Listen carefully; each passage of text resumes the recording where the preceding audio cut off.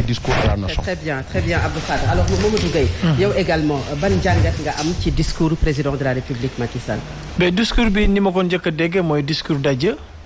soo ko déggee mooy xam nga ne tey jii moom mu ngi dem gërëm na Sénégalais yi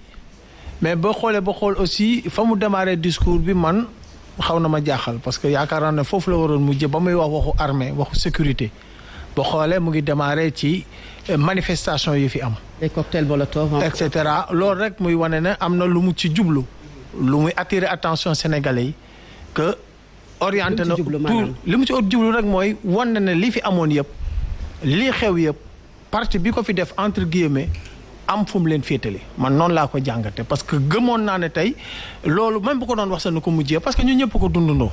lii tax ñu dissoudre parti boobu lii tax mu def ci injustice bi ñu ci def bi ñu jàpp ñun bu ñëwee rek tak discours bi rek commencé wax loolu rek je crois que c'est fait à dessein et da ngay sentir ne dañuy gën a enfoncer rek en réalité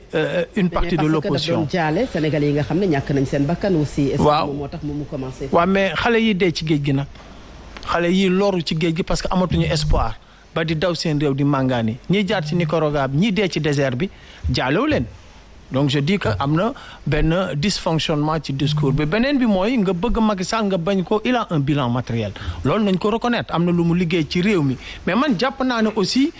li naan la pyramide des priorités dañ ko inversé kenn du ne TER bon na kenn du ne BRT bon na mais tey ba ñuy créer ville bi nga xam ne mooy ville Diamniadio dañ bëggoon déconcentrer li nga xam ne mooy Dakar parce que Dakar dafa doon étouffé mais boo xoolee ñaari infrastructure yooyu ñu def ko ci réew mi boo xoolee dañuy jëlee ci banlieue bi di indiwaat Dakar donc pour man priorité yi dañu jóge ci kaw di wàcc ci suuf en réalité c'était pour montrer aux Sénégalais que mën nañu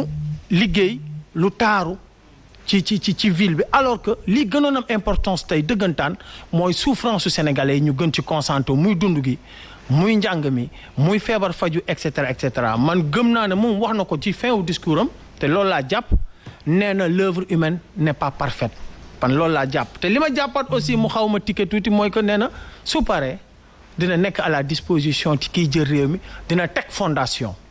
ah boy pourquoi bon donc ñu éliminer fondation bi nga xam ne jaba ji moom la yoroon muy servir le Sénégal mënoon na ko kale foofu rek continuer à servir le Sénégal pourquoi créer cette fondation te boo gisee li mu junj ci biir fondation bi on a l'impression que dafay jéem a rectifier fondation boo xam ne ci wàlluk jàmm wàlluk développement waaw ci loolu la koy teg bare na donc man jàpp naa ne fondation boobu rek c'est une manière aussi de rectifier le tir par rapport à cette image écornée boo xam ne vraiment ñu bëgg ñu bañ ko bàyyil na ko réew mi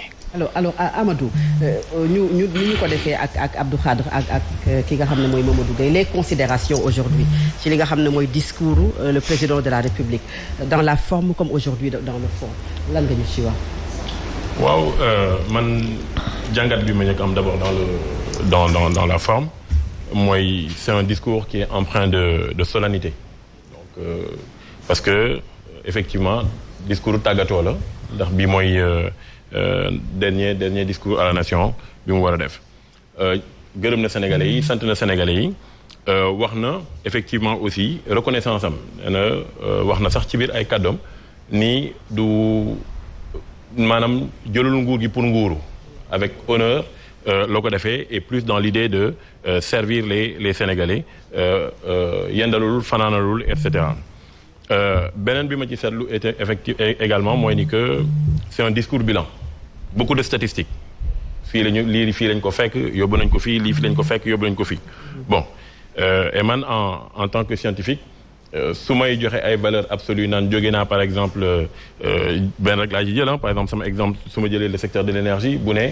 ñoo nañu fekk effectivement mu amoon ay émeutes et cetera en 2011 et cetera 2012 ba ñu ñëwee ñu ngi fi fekk 500 mégawatts de puissance électrique 500 kilomètres de réseau de transport tey yóbbu nañ ko ba 1787 mégawatts yóbbu nañ ko ba 1552 kilomètres effectivement nee na sax nuñ ko waxee ci électrification rurale bi ñu ngi ko fekk à peu près à 27% nee na et tey en 2023 mu ngi à 61% te am nañu yaqin ni que en 2025 avec le gaz qui va arriver et cetera war nañu mën a egg à l'accès universel accès universel mooy 100% 2025 on est en 2023 jeex na ba pare te ñu ngi ko lal ci kàddu yi ma dégg nee na ci gaz ak pétrole bi. jàpp nga ne loolu c'est bien possible gaz ak pétrole bi bu ñu commencé mën nañu ci yegg. accès universel à l'électricité. mën nañ see egg mais dama jàpp ni app bi mu joxe. 2025 dina ma xaw a jaaxal 2025 mu mën a nekk parce que déjà gaz bi ak pétrole bi ma xamal leen ni defe naa ñëpp umpale wuñu ni que décalé nañu déjà à plusieurs reprises date échéance yi ñu waxoon ni que dafay ñëw budget 2023 bii nii ñu nekk rek waxoon nañu ni. Normalement, il y avait au minimum 59 milliards de retombées budgétaires qui étaient prévues. En 2024, il était prévu que ça allait monter autour de 325 milliards. En 2025, donc, il était prévu que ça allait monter autour de 500 et quelques milliards. Bobo les ñetti année yooyu noonu sur la projection triennale, ça allait donner quelque chose comme 888 milliards de francs CFA boo xamante ne dafay jóge ci ressources pétrolières et gazières yi. Dans les faits, c'est pas ça. Parce que 2023 gisuñu pétrole ak gaz am na aéroport te dégg ngeen sax bu yàggul yaakaar teranga mi nga xamante ne moom mooy gisement bi taxoon ñuy wax gaz to power parce que il faut que ñu fàttali affaire boobu noonu gaz to power bi moom moo mën a tax prix électricité bi wàññeeku moom moo mën a tax accès universel bi gën a yem. bu fekkente ni tey dañoo ñëw am problème ci yaakaar teranga parce que am nañu problème ci yaakaar teranga ndax le groupe qui devait le faire BP en l'occurrence dafa rocceeku nee na ñoom seen décision finale d'investissement bi ñu waroon def jëluñu ko ba tax na il faut ñu xoolaat naka la ñuy tëggaatee mbir yi ak kan lañ ci yan partenaire lañ ci nar a àndal pour mën ko antul donc bu fekkente ne loolu antoogul dina ma jaaxal ñu xam naka la ñu nar a amee gaz bi tax gaz to power mën a nekk ba ñuy waxi accès universel mais bëgguma concentré wu ci affaire énergie kese parce que de manière générale pour le moment lecture globale laa bëgg a defagum c'est-à-dire dañu joxe ay statistiques naan def nañu lii chiffre lii et cetera voilà mais ce qui est bien en booy comparer dafay baax nga relativiser maanaam par exemple nañu wax ba ñuy jël nguur gi ak ba ñuy jëlaat nguur gi en 2019 lan la ñu diggaale woon ak sénégalais yi lan la ñu waxoon par exemple la ñu nam ma def ci ay autoroute kilométrage lan la ñu diggaale woon ak sénégalais yi ci wàllu abri provisoire ci écoles yi parce que tey jii di kenn umpalewul ni dans les écoles wax na ko ci discours bi 40 000 enseignants recrutés kenn c'est-à-dire effectivement kenn mënul lam-laame sur le fait que son excellence le président Macky Sall am na un bilan matériel. Mais la question, c'est avoir un bilan matériel, c'est une chose. Avoir un bilan matériel suffisant et satisfaisant, c'est autre chose. C'est-à-dire, la quantité, c'est vrai, mais la qualification de ce bilan-là aussi, il faut que nous puissions le faire. Et pour pouvoir qualifier, manam nat ndax lii nii fi ñu ko doon xaar egg na fa loolu dafay fekk nga wax fan nga digaale woon lan nga digaale woon ak askan wi. lan nga leen digoon ci ay écoles yoo nar a tabax lan nga leen digoon ci